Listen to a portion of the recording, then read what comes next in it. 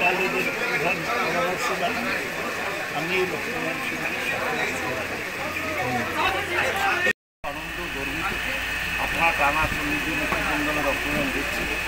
আসলে উত্তরবঙ্গের মানুষ রক্ত দিতে কখনো কৃতজ্ঞ করে।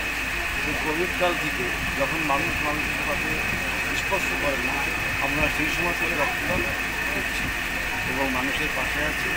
আজকে দেখছেন রক্তদান পরিণত একটা উৎসবে পরিণত, এটা আর কোথাও দেখা যায় না। আজকে রথযাত্রার দিনে রক্তদান শিবির করেছে, মানুষ উৎসাহের সঙ্গে রক্ত দিচ্ছে, একটা পূর্ণ দিনে মানুষের কতটা উচ্ছ্বাসে কী বলবো তাকে? বাংলা জুড়ে উৎসব করেছে।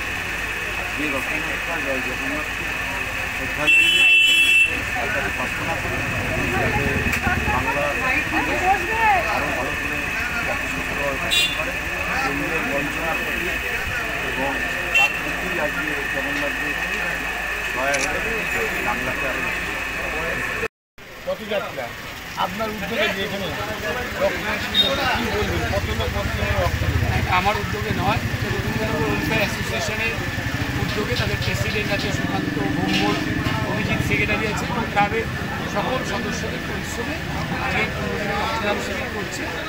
জানি রক্তদান একটি মহৎ কাজ, সেই কাজে রবীন্দ্রনাথ ওয়েলফেয়ার অ্যাসোসিয়েশন এগিয়ে এসেছে, তাই তাদেরকে ধন্যবাদ জানাই।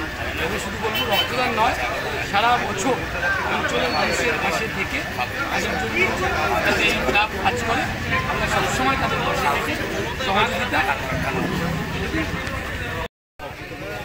প্রত্যেকবারই রক্তদান করে এমনি আমাদের দ্বিতীয় বছর রক্তদান। আমরা বিভিন্ন সামাজিক কাজে ক্লাবকে সব পাড়ার মানুষদের নিয়ে একসাথে থাকতে চাই। আমাদের বিভিন্ন সামাজিক কাজে আমরা সবাইকে নিয়ে একসাথে কাজ করতে চাই।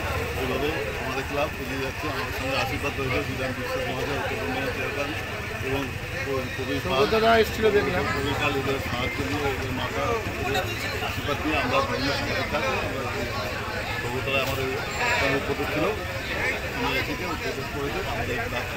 আপনাদের রক্তদান মোটামুটি আজকে কতদিনের টার্গেট আছে? আমাদের 100 দিনের টার্গেট দেবে সবাই রক্তদান এবং পাড়ার মানুষরা রক্ত দিচ্ছে। বহুত মহিলা এখন পর্যন্ত রক্ত দিয়ে যাচ্ছে, এখনো পর্যন্ত ক্লাবের ছেলে রক্তদান করেনি। এই পর্যন্ত পাড়ার ছেলেরা পাড়ার লোক মহিলারা রক্তদান করছে, এরপরে ক্লাবের ছেলে রক্ত করে 100 জন আমাদের টার্গেট নেবে যাচ্ছে। আমার নাম আমি তো ক্লাবের মনে সেক্রেটারি সম্পাদক।